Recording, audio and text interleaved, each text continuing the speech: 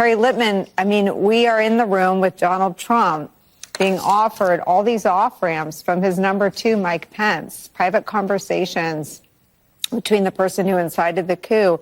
And we have all of this intent and premeditation from the mouth of Mike Pence himself. It's the enormity of it is hard to overstate.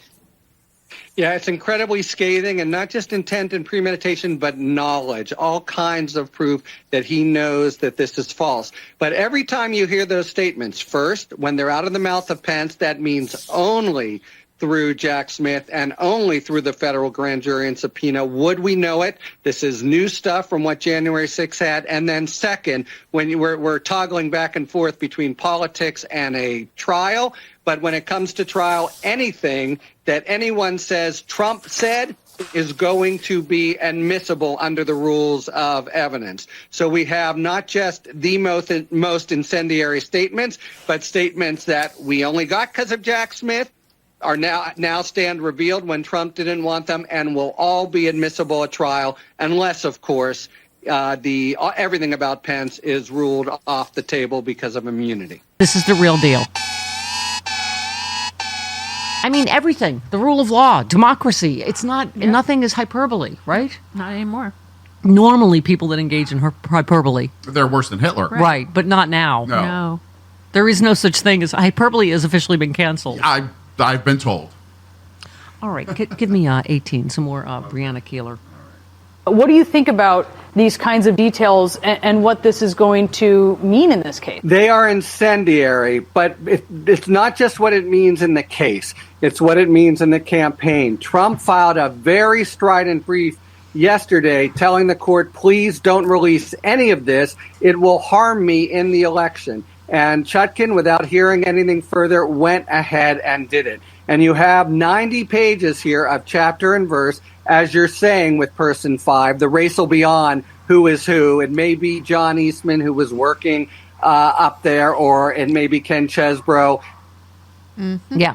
Harry Litman. Oh, by the way, we have, the bat signal is a giant B in the sky. We put up a giant L when we need a legal ladder lady, because there's breaking news. They're all usually on TV, so it's difficult to reach them. They're all right now on television. So we will just put up the L. Sometimes, you know how, you catch stuff in a trap that, because sometimes lesbians come, and no. Right. Not different that. L word. No. We need legal ladder, legal different lady. L word. Completely different time L for word. you. It's like, when you get a boot and a tire, and, you're trying to catch, salmon or something. Sure. Yeah. No, lesbians, not you. Not today. Not today. Unless you're a lesbian lawyer. Right. I mean, if you're hot, there's an exception. But anyway, my point is, there's an L in the sky for any legal ladder lady that's listening. Call us. Okay. But only hot ones.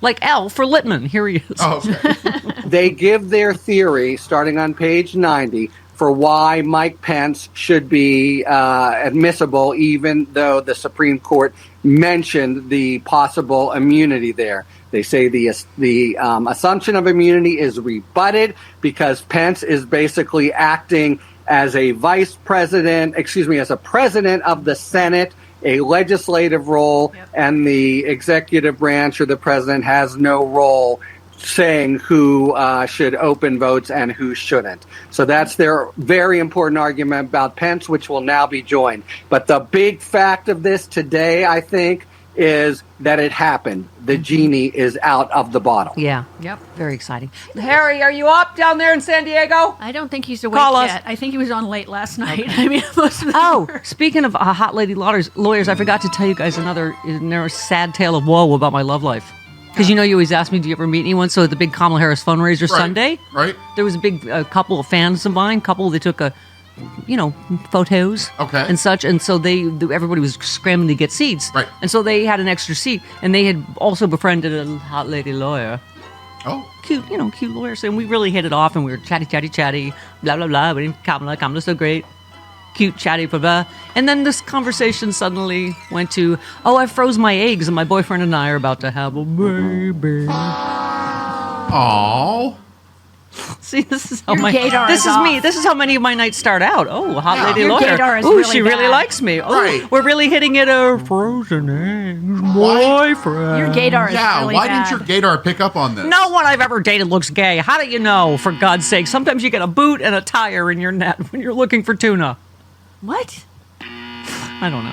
No, I got it. That, sometimes, Everything you goes get into cast, Yeah, I everything goes into understand, but slow still. motion. Boyfriend, might as well frozen eggs. spilled wine on the carpet. No. That's how most of my evenings end. Okay.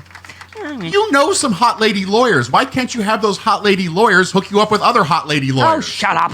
20 minutes What? after the Listen, What's you know the what my problem happiness here? You know what my happiness is going to come from? A jailed Trump. That's right. I know it's late, but we'll just hear a little bit of it. That's Happiness is a jail Trump gang jumpsuit. When I see you I see in you. the pen You. wearing that jumpsuit, orange is the new orange. I know your tiny fingers won't be on the button. Happiness Sing with us. is a jail Trump gang jumpsuit. Happiness is a jail, yes it is. Oh. Here it comes. Trump. Oh, God. I have such concern for Rocky Mountain Mike's balls. I mean, Jail Trump. do you know how many high notes he hits for you, America? That cannot What be we played easy. yesterday? Oh. It was, I forget. Yeah, that was one where he did a Waltz is our man. That's it. That's it. Yeah. Where he was doing his Frankie Valley. Oh, Yeah. He's got a ball vice like nobody's business over there in North Carolina. Uh-huh. Woo! But let me come back, Harry Litman, to some of what we're hearing in this section about Mike Pence, who was a witness before Jack Smith's investigators, but not before the January 6th Select Committee. It was one of the people that they had hoped to talk to that they weren't able to talk to. They got as high as his chief of staff and his counsel, who proved to be very fruitful and important witnesses. But let me read to you starting on page 12. In the post-election time period, Mike Pence, the defendant's own running mate, who he had directed to assess fraud allegations, told the defendant that he'd seen no evidence of outcome determinative fraud in the election. This was in one of the many conversations the defendant, Donald Trump, and Pence had as running mates, in which they discussed their shared electoral interests. Mike Pence gradually and gently tried to convince the defendant to accept the lawful results of the election, even if they meant they lost. These conversations included a conversation on November 4th in which the defendant asked Pence to, quote, study up claims of voter fraud in states that they had won together in 2016 to determine whether they could bring legal challenges as candidates in those states. Pence describes the conversation as follows, quote, well, I think it was broadly, it was just look at all of it. Let me know what you think. But he told me that the campaign was going to fight, was going to go to court and make challenges. And then he just said, we're going to fight this and take a look at it. Let me know what you think. Harry Litman, they go to court, I think 61 times. They lose 60 times. There was no evidence of fraud ever. Right. Look, as Andrew says, these are words out of Pence's mouth. We haven't seen that before. January 6th did a lot, but there's nothing like a federal grand jury and subpoena. We knew he had talked. And as Andrew and Lisa say, there are many dozens of bombshells here, and people are right now poring over them. I would submit, though, that the biggest bombshell of the whole document is that it was released. As early as yesterday, Trump was trying tooth and nail to keep this from coming out, saying it would harm him in the election, and that was the whole reason they were doing it. And Chutkin just, boom, released it today, so now the genie is out of the bottle. As to Pence in particular, they are the most incendiary conversations. There's many, many others. But starting on page 90, the special counsel makes the argument for why the Pence evidence is not immune, and it's in essence, as many people anticipated, that Pence is both a vice president, but the president pro tem of the Senate. And in that role, it's in that role that Trump is trying to browbeat him. And that role has nothing to do with the executive. So that's the argument. There's no denying it. The vibes are really good right now. But vibes alone won't save our democracy. We need votes. At the Grassroots Democrats HQ, we know what it takes to win elections. Knocking doors, making calls, sending texts, and writing postcards. If we're going to elect Kamala Harris and Tim Walz and give them the Democratic Congress to pass their agenda, then we need to roll up our sleeves and talk to a record number of voters between now and November 5th.